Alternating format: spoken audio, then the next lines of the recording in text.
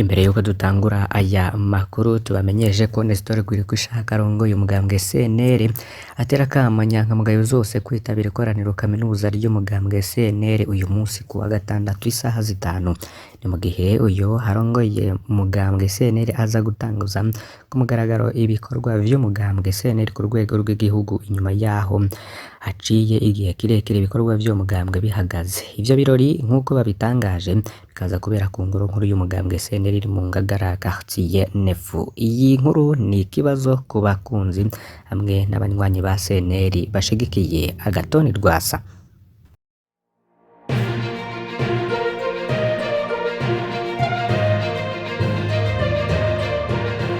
Tekana umunezero ntangere ivyo gusubira kubana namwe banywanyi mudahwema gukurikira imbonesha kure mukunda kandi bagezaho amakuru yihuze kandi y'ukuri. Hejuru TV n'umwanya w'amakuru agezweho muri iki gitondo.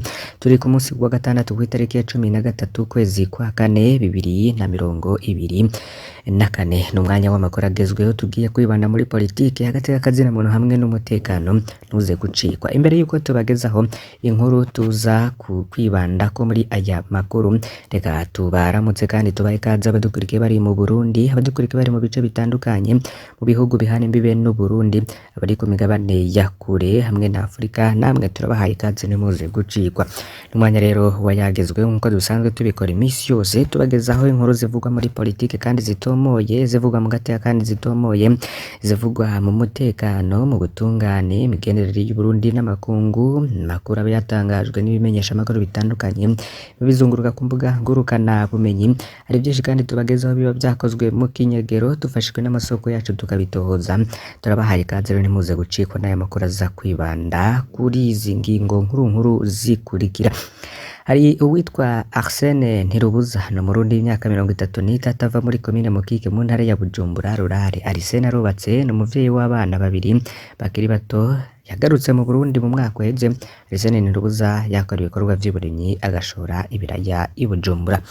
Nyuma rero y'imyaka hafi 8 y'ubuhungiro mu Rwanda, Arsene Ntirubuza yaratashe, ariko ku munsi wo ku wa 11 kwezi kwa kane 2024 bwera avuye mu murima wiwe yoba yarafashwe. Hari amakuru rero ababaje cyane y'uwo Arsene Ntirubuza muza gukurikira muri aya makuru. Ni inkuru rero iraza kubabaza abayumviriza.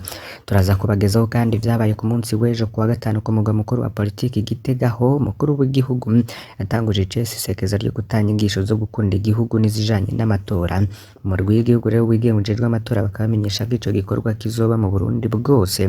Mukuru w'igihugu Varisito Ndayishimiye ivyo yasavye abarundi, akaba yaratangaje ko atamuntu azokatwa ku mushahara amafaranga yo gutegura amatora. Mukuru w'igihugu rero akaba yaratangiyemo n'ubutumwa bukomeye cyane muza gukurikira muri aya makuru ntimuze gucikwa. Ivyo byose rero turaza kubigarukaho ku buryo burambuye. Fyonda kuri subscribe canke sabone niba utari wafyonda ko, wibuke no kubisangiza bagenzi bawe kugira badacikwa n'amakuru tubagezaho. Reka dutangurire kuri iyi nkuru twari dutanguye mu buryo bw'ipfunyapfunya. Ni inkuru ibabaje cyane abayibonye kuri Twitter hamwe na Facebook ku mbuga z'abantu bariko barasemerera basaba ko Arsene Ntirubuza yotunganirizwa, ariko kandi ikibabaje mukaza gucumviriza muri aya makuru. Twababwiye Arsene Ntirubuza ariko araziriki ni Umurundi y'imyaka 33 ava muri komine Mukike mu ntara ya Bujumbura rurare. Twababwiye ko yubatse, hari n'umuvyeyi w'abana babiri bakiri bato. Bagarutse mu Burundi rero avuye mu gihugu cy'u Rwanda yakora ibikorwa vy'uburimyi agashora ibiraya i Bujumbura. Nyuma y'imyaka hafi 8 y'ubuhungiro mu Rwanda, Arsene Ntirubuza yaratashe mu Burundi. Atashe mu Burundi aruko abajejwe intwaro bamwumvishije ko yota kandi atangaruka bizomugirako. Arsene yarizeye arataha akora ibikorwa vy'iterambere, yizeye ko ico abajejwe intwaro basezeranye kiba ari ukuri. Yatashe abizi ko abahungutse bavuye mu Rwanda batama boroherwa mu Burundi, ariko ijambo ry'abakuru ryatumye yizera. Ku itariki ya 11 ukwezi kwa kane 2024 ni hirya y'ejo, Arsene Ntirubuza yarahagaritswe mu gihe yari yavuye mu mirima yiwe ejo haheze rero Arsene yaramanukamwe mu gisagara ca Bujumbura, n'amakuru ahari kandi dufise yemeza ko Arsene Nturubuza yaraye mu gasho k'iperereza SNL ku cicaro gikuru c'iperereza. Mu muryango ntibazi icatumye waba afatwa, bo bifuza ko nimba Arsene afise ico yagirizwa ashikanwe imbere y'ubutungane akisigura. Nimba ivyo yagirizwa bidafashe, barifuza ko wabo arekurwa. Vyoba bimaze iki guhamagara impunzi ngo zitahe zagera mu gihugu, bamwe bakabaho mu bwoba abandi bagafungwa iyo bagize Imana ntibanyuruzwe nka Christophe Niyonzima ku masanganzira ya Muyira na Ngozi muri Myandagaro 2021 canke ngo bagandagurwe nk'uko vyagendeye Ferdinand Nyandwi batazira Kambaye ingwe mu Kirundo muri Munyonyo 2022. Leta rero yihaye izina leta mvyeyi ikwiye kuvyerekana mu ngiro nk'uko abantu benshi bariko barabisaba ku mbuga ngurukana bumenyi. Kuri Twitter ho abantu benshi bakaba bakije umuriro basaba ko Arsene Nturubuza yorekurwa vyihuse kandi mu maguru masha. Niyo nkuru yacu ya mbere. Gusa twabibabwiye ko ku munsi w'ejo umukuru w'igihugu yatanguje isekezo ryo gutanga inyigisho zo gukunda igihugu n'izijanye n'amatora. Harimo amajambo rero yavugiye muri ivyo bikorwa vyabereye ku kibuga c'umupira w'amaguru Ingoma, byitabiriwe n'abategetsi b'u Burundi guhera ku mukuru w'igihugu, abashinga amateka, umuhuza w'abarundi, abashikiranganje n'ababuramatari n'abamusitanteri b'igihugu cose, barongoye imigambwe yemewe mu Burundi, abagize inzego z'umutekano, abaserukiye ibihugu vyabo n'ugwaruka. Prosper Nahurwame yarongoye mu rwi w'igihugu wigenga ujejwe amatora seni yamenyesheje ko ari ku kivi kandi ko ibikorwa bigenda neza. Yemereye umukuru w'igihugu rero yamushinze ayo mabanga ko be nabo basangiye akazi biteguye gukorera hamwe kandi bafatanye mu nda mu ntumbero yo gutunganya amatora atagira akanenge. Umukuru w'igihugu Evariste Ndayishimiye yashimiye abagize seni aho bagejeje igikorwa. President Ndayishimiye rero yaciye ahamagarira abarundi kuzitabira amatora mu mwaka 2025 umutima uri hamwe. Kevin Niyibizi arongoye umugambwe Codebu yari yitabiriye ivyo biganiro, arashimira ico gikorwa ca seni, menyesha ariko ko atacizera ko hagiye kuba amatora meza. Kuri bamwe rero mu rwaruka bahunge mu Rwanda aho umukuru w'igihugu abizeza amatora meza, nabo nta cizere namba bafise. Mu gihe rero muri kahise ko Burundi yo himirije amatora haduka ibihuha vyinshi n'inyigisho zicanishamwe abarundi, President Ndayishimiye agabisha abo bose afise imigambi nk'iyo mibi. Ayo matora mu mwaka 2025 nayo abashinga amateka, abakenguza amateka, abahanuzi ba komine be n'abarongoye imitumba. Nyuma rero y'ayo matora mu mwaka 2025 azoca kurikirana amatora y'umukuru w'igihugu mwaka 2027. Nta muntu rero ngazokatwa ku mushahara amafaranga yo gutegura amatora. Ivi vyamenyeshejwe n'umukuru w'igihugu kuri wa 12 ukwezi kwa kane, abari ko barugurura mu ntara gitari inyigisho zo gukunda igihugu no kwitegurira amatora. Evariste Ndayishimiye yamenyesheje ko amafaranga yo gutegura ariho ta mpamvu yo gukata abantu, ariko akaba yasavye ababishaka tagahato kubikora kuko guterera amatora ngo vyerekana urukundo ufitiye igihugu. Mu myaka amafaranga azokoreshwa ari y'abarundi kandi ko n'ayo mafaranga yasigaye muri 2020 azokoreshwa. Umukuru w'igihugu rero akaba yarahamagariye abarundi kwirinda abo basamaza muri bihimirije amatora. President Ndayishimiye umukuru w'igihugu c'u Burundi akagabisha abarundi ko iyo amatora yegereje hari ababatera ubwoba bavuga ko ariho abitwa barokote, abaterana inshinge n'abakurana amenyo.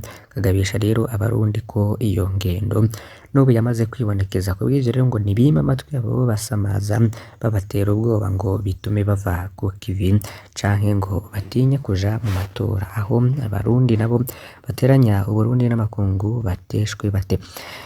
Rero yabishikirije ku munsi w'ejo mu gihe atanguza icese inyigisho z'inyifato ibereye mu gutegura amatora ya 2025 Gitega kuri stade Ingoma, aho yagarutse ku matora ya 2005, 2010 na 2015 hibonekeje akadwi k'abarundi bajejwe kuburabuza amatora. Agasaba rero abarundi ko ico kintu bogikura mu mitwe, yibukije abarundi ko ibwirizwa shingiro ry'u Burundi ritomora ko abarundi ari bo bitorera inzego zibarongora biciye mu matora, kandi ko kwihagira ubutegetsi bubujijwe generwa nuko batohobishwa n'abinyegeza mu mashirahamwe adaharanira ivyicaro vya politike mu kuryanisha abarundi. Hamuriza rero abarundi ko amatora azogenda neza kuruta uko vyahora, kuko ngo azoba atunganijwe ku buryo abitoza bazofatwa kumwe bahigane atawusumbije uwundi. Kindi ngo nuko uburyo buzokenerwa buzoba buke, kuko umurwi wateguye yaheruka hambavu yo kuyategura neza wabungabunze ibikoresho bimwe bimwe.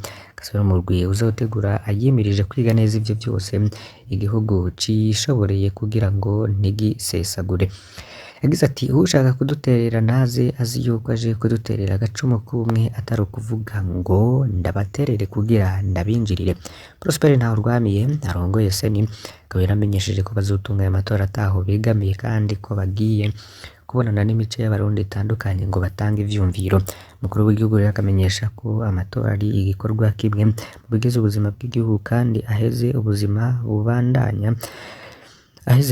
bubandanya bari mu rwego ntwaro ko mu gihe c'amatora bakotokwibagira ibikorwa vy'igihugu. Intwaro rero ngo ya Repubulika y'u Burundi ikomoka ku benegihugu nibo bayishinga kandi nibo bayiharanira. Abavuga rero ko intwaro ya demokarasi iri intwaro rusange oya, intwaro rusange iri ukwayo, intwaro ya demokarasi ni ikomoka ku benegihugu hanyuma igakorera abenegihugu nyene. Nivyashikirijwe na Perezida Varisito Ndayishimiye mu ntara ya Gitega. Perezida Ndayishimiye aho yagize ati amatora niyo nzira nyayo yonyene yo gushinga intwaro y'igihugu ibereye.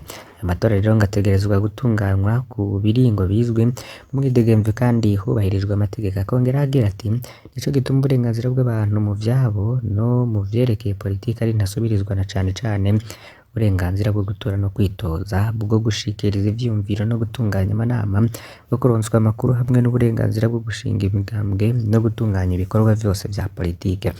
Perezida Ndayishimiye akibutsa ko gutora ari itegeko ku munyagihugu wese akwije ibisabwa ariko yitoza bishatse, kamagara rero abarundi bose bifuza gutwara kubisaba biciye mu nzira y'amatora atakajagari karinze kwaduka, nayo abizera rero bagatorwa gutwarira abo bose. Turabakengurukiye cyane banywanyi bacu mudahwema gukurikira aya makuru n'ibiganiro tubagezaho iminsi yose. Uyu munsi wose turaza kubana, ntimuze gucikwa ku makuru avuga mu ngingo zigiye zitandukanye, ntuze gucikwa, turaza kubigarukaho kuri imbonesha kure ya Hejuru TV. Fyonda kuri subscribe canke sabone niba utari wafyonda ko wibuke no kubisangiza bagenza be kugira badacikwa n'amakuru yose tubagezaho. Imana ibahezagire, turaza gusubira.